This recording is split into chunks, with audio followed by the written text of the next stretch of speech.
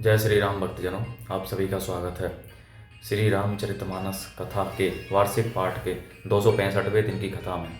श्री रामचरितमानस वार्षिक पाठ में हम प्रतिदिन 3 दोहे और मंगलवार के दिन 6 दोहे पढ़ते हैं, जिससे हमारी संपूर्ण रामायण 1 वर्ष से पहले 11 महीने में पूर्ण हो जाती है।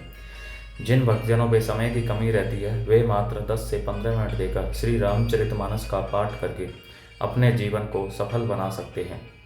श्री रामचरितमानस श्री तुलसीदास जी द्वारा रचित हिंदी, अवधी व आम बोलचाल की भाषा में लिखा हुआ ग्रंथ है, जिसे कोई भी व्यक्ति आसानी से पढ़ सकता है।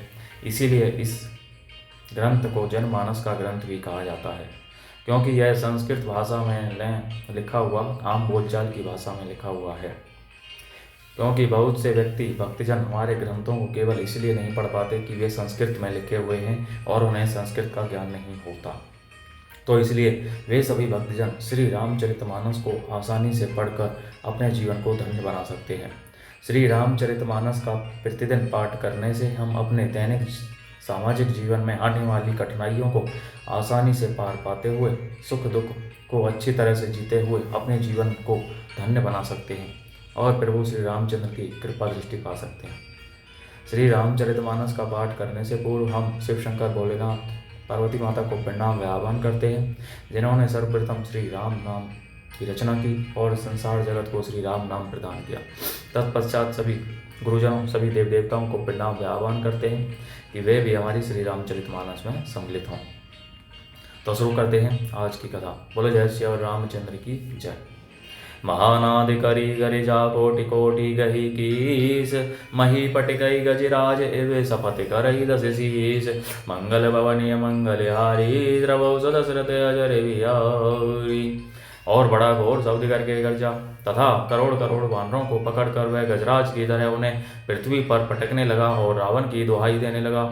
भागे भालो बली मुख जूता, ब्रेको बिलो की जिमी मेष बरो था। चले भागी कपि भालू भवानी, विकल पुकारत आरत वाणी। यह देखकर रीछ वानरों के झुंड ऐसे भागे जैसे भेड़िए को देखकर भेड़ों के झुंड। शिवजी कहते हैं, हे भवानी, वानर भालू व्याकुल होकर आर्तवाणी से पुकारते हुए भाग चले। यह निशीचर दुकाल सम आई, कपि कुल देश बरन अब चई। कृपा बारी धरे राम घरारी, पाही पाही बिरनत आरती हारी। वे कहने लगे, यह राक्षस दुर्भिक्ष के समान है, जो अब वानर कुल रूपी देश में पड़ना चाहता है। हे कृपा रूपी जल के धारण करने वाले मेघ रूप श्री राम, हे घर के शत्रु, हे शरणागत के दुख हरने वाले, रक्षा कीजिए, रक्षा कीजिए। सह करुण वचन सुनते भगवाना, चले सुधारी सरास निभाना।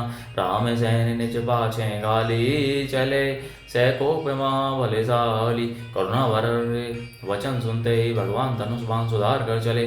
महाबलशाली श्री राम जी ने सेना को अपने पीछे कर लिया और वे अकेले क्रोधपूर्वक चले आगे बढ़े।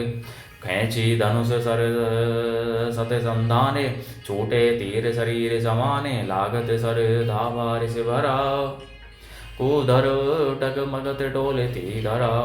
उन्होंने धनुष को खींचकर 100 बाण संधान किए। बाण छूटे और उसके शरीर में समा गए। बाणों के लगते ही वह क्रोध में भरकर दौड़ा। उसके दौड़ने से पर्वत टकबकाने लगे और पृथ्वी हिलने लगी। लीन एक ते ही शैल उपाटी, रघुकुल तिलक भुजा सोई काटी। धावा बाम बाहु गिरिधारी, प्रभु सो भुजा काटी मही पारी। उसने एक पर्वत उखाड़ लिया। रघुकुल तिलक श्री राम जी ने उसकी वह भुजा ही काट दी। तब वह बाएं हाथ में पर्वत को लेकर दौड़ा। प्रभु ने उसकी वह भुजा भी काट कर पृथ्वी पर गिरा दी। काटे भुजा सो गल कैसा, पच्चहीन मंदर गिरी जैसा। उग्र विलोकनी प्रभु ही विलोका, कृष्ण चैत्य मानहु त्रैलोका। भुजाओं के कट जाने पर वह दुष्ट कैसी शोभा पाने लगा, जैसे बिना पंख का मंदराचल पहाड़ हो। उसने उग्र दृष्टि से प्रभु को देखा, मानो तीनों लोगों को निगल जाना चाहता हो। करी चिक्कार घोर अति धावा बदनु बसारी, गगन सिद्ध सुर त्रासित हा हा हेति पुकारी। मंगल भवनीय मंगल हारी, द्रवौ सदशरथ अजरे बिहारी। वह बड़े जोर से चिल्लाड़ करके मुंह फैला कर दौड़ा। आकाश में सिद्ध और देवता डर कर हा हा हा इस प्रकार पुकारने लगे।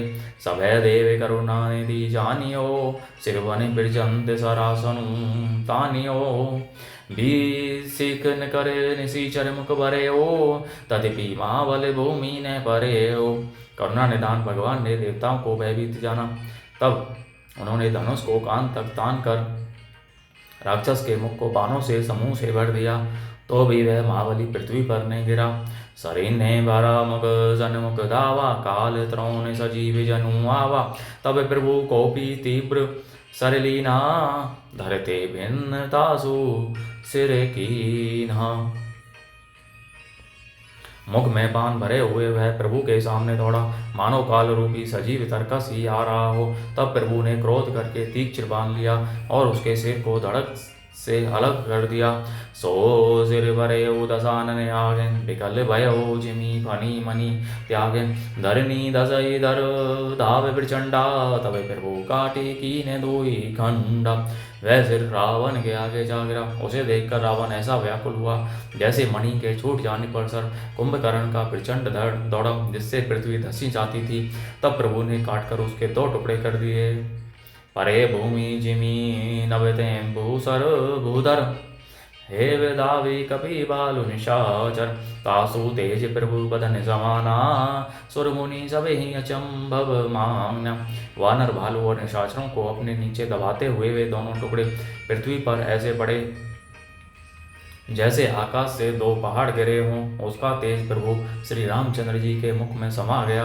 यह देख कर देवता और मुनि सभी ने आश्चर्य माना।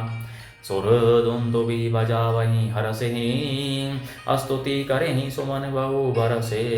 करी विनती सुर सकल सिधाए, ते ही समय देव ऋषि आए। देवता नगाड़े बजाते हर्षित होते और स्तुति करते हुए बहुत से फूल बरसा रहे हैं। विनती करके सब देवता चले गए। उसी समय देव ऋषि नारद आए। गगनो परि हरि गुण गण गाए, रुचिर वीर रस प्रभु मन भाए। बेगी हत हु खल कही मुनि गए, राम समर मही शोभत भय। आकाश के ऊपर से उन्होंने श्री हरि के सुंदर वीर रस युक्त गुण समूह का गान किया, जो प्रभु के मन को बहुत ही भाया। मुनि यह कहकर चले गए कि अब दुष्ट रावण को शीघ्र मारिए। उस समय श्री राम जी रणभूमि में आकर अत्यंत सुशोभित हुए। संग्राम भूमि विराज रघुपति, अतुल बल कौशल धनी। श्रम बिंदु मुख राजीव लोचन, अरुण तन सोन तिकनी। भुज जुगल फेरद सर सरासन, भालो कपि चहु दिशि बने। कह दास तुलसी कही न सक, छवि शेष जेहि आनने घने। अतुलनीय बल वाले कौशलपति रघुनाथ जी रणभूमि में सुशोभित हैं। मुख पर पसीने की बूंदें हैं, कमल के समान नेत्र कुछ लाल हो रहे हैं। शरीर पर रक्त के कण हैं, दोनों हाथों से धनुष बाण फिरा रहे हैं। चारों ओर रीछ वानर सुशोभित हैं। तुलसीदास जी कहते हैं कि प्रभु की इस छवि का वर्णन विशेष जीवी नहीं कर सकते, जिनके बहुत से 1000 मुख हैं। निशिचर अधम मला कर ताहि दीने निज धाम, गिर जाते नर मदमती मंदमती, जेने भजहि श्री राम। मंगल भवनीय मंगलहारी, द्रवो सुदशरथ अजरे विहारी। शिव जी कहते हैं, हे गिरिजे कुंभकर्ण, जो नीच राक्षस और पाप की खानता उसे भी श्री राम जी ने अपना परम धाम दे दिया। अतः वे मनुष्य निश्चय ही मंदबुद्धि हैं, जो उन श्री राम जी को नहीं बचते। दिन के अंत फिरी दो अनी, समर भई सुभटन है श्रम घनी। राम कृपा कपि दल बल बाड़ा, जिमि त्रन पाई लाग अति डाढ़ा। दिन का अंत होने पर दोनों सेनाएं लौट पड़ी। आज के युद्ध में योद्धाओं को बड़ी थकावट हुई, परंतु श्री राम जी की कृपा से वानरों का बल उसी प्रकार बढ़ गया जैसे घास पाकर अग्नि बहुत बढ़ जाती है। छीजहि निशिचर दिनु हरिराती, अरुराती निज मुख कहीं सुकृत जेहि भांति। बहु बिलाप 10 कंधर करई, बंधु शीस पुनि पुनि और धरई। उधर राक्षस दिन रात इस प्रकार घटते जा रहे हैं, जिस प्रकार अपने ही मुख से कहने पर पुण्य घट जाते हैं, रावण बहुत विलाप कर रहा है, बार बार भाई कुंभकर्ण का सिर कलेजे से लगाता है।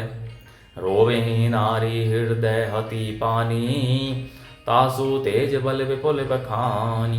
मेघनाद तेहि अवसर आयो, कही बहु कथा पिता समुझायो। स्त्रियां उसके बड़े भारी तेज और बल को बखान करके हाथों से छाती पीट पीट कर रो रही हैं। उसी समय मेघनाद आया और उसने बहुत सी कथाएं कहकर पिता को समझाया। देखे हु काली मोहि मनुसाई, अबे ही बहुत का करूं बुढ़ाई। इष्ट देव से बल रथ पायो, सो बल तात न तो ही दिखायो।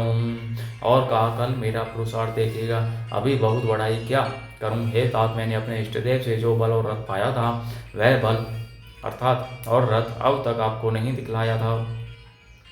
यही विधि जलपद भयो विहाना, चहूँ दुआरे लागे कपि नाना। इत कपि भालु काल समवीरा, उत रजनी चर्या तीरण धीरा।